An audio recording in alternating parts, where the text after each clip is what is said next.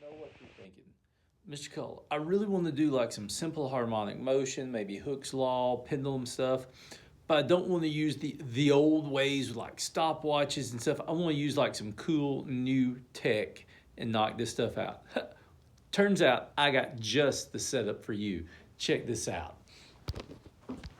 So over here, I've got set up what you see before. I've got like 3 things connected. Check out this computer right now. I've got a smart gate, a wireless motion sensor, and a smart cart connected to this computer already. So I'm gonna go ahead and close that out and try and work this thing one-handed. So let's go ahead and do this. First page, let's do a graph. Because a simple, good, impromptu, just simple harmonic motion, boom, boom. Give me 3 graphs on that screen. And let's go straight up traditional. I need my smart cart. Smart cart position, smart cart. I got all these choices, so I gotta make sure which one I'm choosing. And smart cart acceleration, blue. So I've got a smart cart over here on the track. And check out how I got it connected. I'm hooked to the force sensor, so I could even get force out of this. I've got a spring connected to a piece of string tied. And the only reason I've got the string on here is so that I can try and keep everything level. So I'm going to do something. I'm going to go ahead and see if I can get a little oscillation. Now, that I don't want. I don't want to go, if you saw a second ago, boom, boom, garbage, garbage, garbage. I don't want that to happen. So see if I can get it oscillating, but I want to make sure the spring stays displaced a little the whole time. All right, here we go. Let's take a look at what that data looks like. You can hear my motion sensor clicking happily in the background, although I'm not using it right now. Boom, let's stop that data. Let's go up here and blow that up for a better look at it.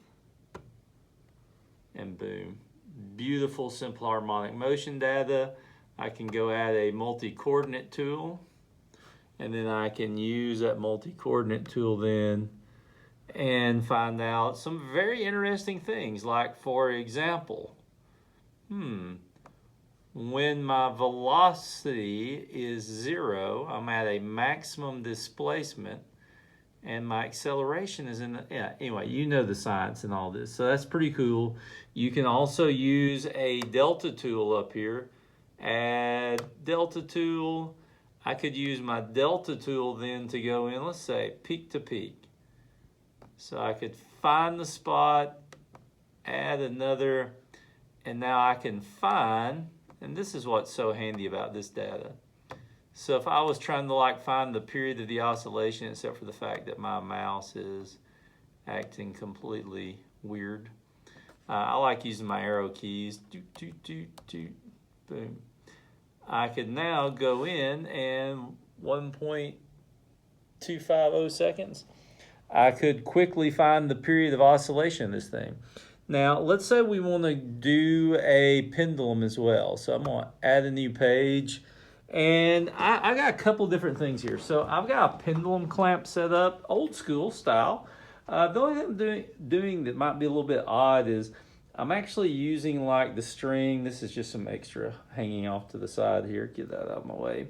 But I've got like a little double string Newton's cradle type of setup going. The old Pasco Lab did that, so I guess that's why I still did it that way. I've also got, Pasco used to sell these as well. They may still sell them. And these were made for when you were using a single photo gate, because these are 1.5 centimeters. So you could swing that back and forth through the photo gate, and it would give you a really accurate velocity if you used it. You could still use these, but what I'm going to actually do to try and get some data is I'm going to use a wireless motion sensor. Doesn't have to be wireless, but I like wireless because I can clamp it on this stand. Speaking of which, I hope that I've got this lined up. See if I can get it aimed up here. I want to aim this motion sensor at my pendulum. And let's do something. Let's go back to Capstone. Let's grab a graph again. And let's do that same graph. So 1, 2, boom. Go here. This time though, I want to select wireless motion sensor position wireless motion sensor, velocity, and wireless. This is hilarious. The motion sensor picked up a little bit of that smart cart as it was bobbing around. Smart cart acceleration.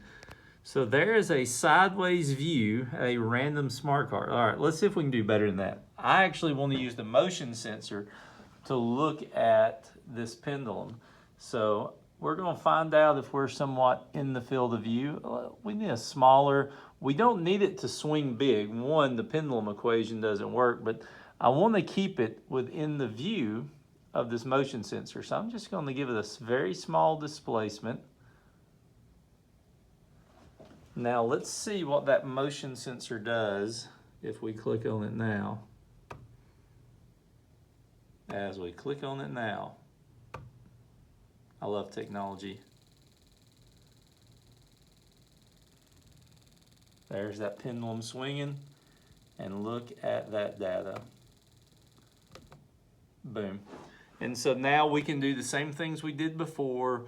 We can examine all three graphs at the same time using a multi-coordinate tool. We can use a delta tool to go in and find our period of our oscillations here. So we can get data here to derive the equation for a pendulum out of this. I've got one other way that we could do this.